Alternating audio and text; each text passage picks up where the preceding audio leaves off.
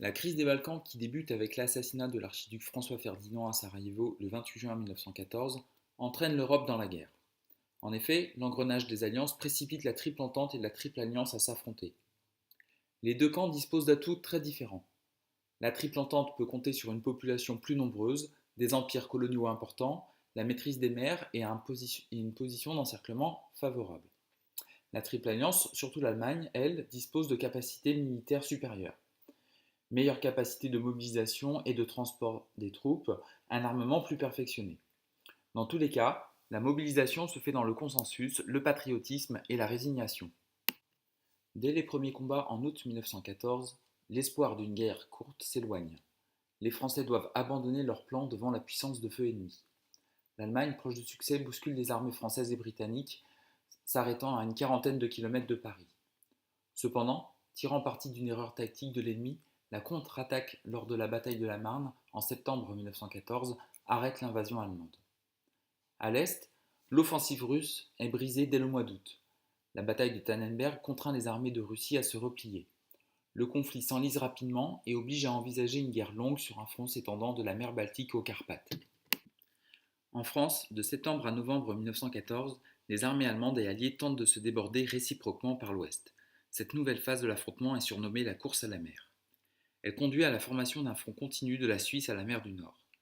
Les offensives s'achèvent fin 1914. Les armées se stabilisent et s'enterrent dans des tranchées séparées par un no man's land.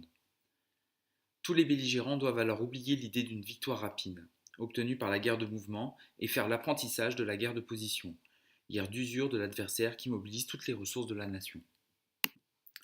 À partir de 1915, la guerre de position conduit les armées à changer de stratégie.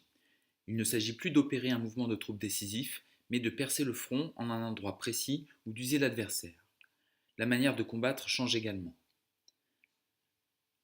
La recherche de nouveaux alliés dans chacun des deux camps conduit à une extension géographique du conflit. Dès octobre 1914, l'Empire ottoman rejoint l'Alliance, il est suivi par la Bulgarie en 1915. L'Entente obtient elle aussi de nouveaux alliés. L'Italie, qui rompt avec l'Alliance et rejoint l'Entente dès 1915, puis la Roumanie et la Grèce en 1916. La guerre touche d'autres continents. Au Moyen-Orient, les Britanniques tentent d'affaiblir l'Empire ottoman. En Afrique, les colonies allemandes sont assez vite conquises par les forces françaises et anglaises. En 1915, le gouvernement ottoman, accusant les chrétiens arméniens de comploter avec l'ennemi russe, organise leur déportation et leur massacre. Ce génocide provoque la mort de près de 2 millions d'Arméniens. La Première Guerre mondiale est marquée par des offensives qui vont échouer. Voulant saigner à blanc l'armée française, les Allemands lancent une vaste offensive à Verdun en février 1916. La bataille dure quasiment toute l'année sans que le front ne bouge. Les pertes sont énormes. L'armée française commandée par le général Pétain a tenu grâce à un système d'approvisionnement régulier et à la rotation des combattants.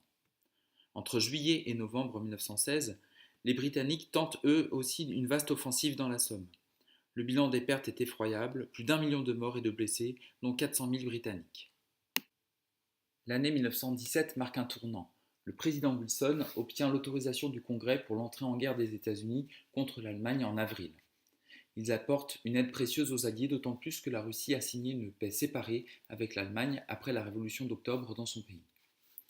Par ailleurs, tous les belligérants connaissent des mutineries alimentées par de lourdes défaites. Par exemple, en France, l'offensive du chemin des Dames qui est un véritable échec. À l'arrière, les grèves se multiplient également. En 1918, on assiste au retour de la guerre de mouvement. L'Allemagne, asphyxiée par le blocus de ses ports, tente une série d'offensives à l'ouest au printemps. Mais les Allemands sont repoussés et les armées alliées lancent une série de contre-offensives qui libèrent quasiment tout le territoire français. Les échecs se multiplient pour l'Alliance. En passe d'être envahie, l'Allemagne s'effondre. La République est proclamée et le nouveau gouvernement ordonne la fin des combats. Le 11 novembre 1918 est signé à Rotonde l'armistice mettant un terme aux hostilités. Son annonce donne lieu à une explosion de joie dans tous les pays alliés. En janvier 1919 s'ouvre la conférence de paix. Elle se termine le 28 juin avec la signature du traité de Versailles.